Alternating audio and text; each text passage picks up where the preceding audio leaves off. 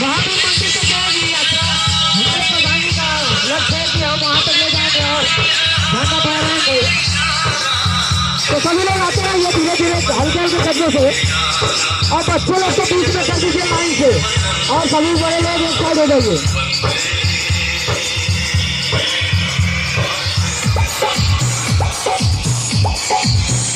सभी लोग एक कतार में खड़े हो जाइए, एक साइड साइड के बच्चे बीच में कर दीजिए, क्योंकि रोड के ऊपर गाड़ी आती रहती है।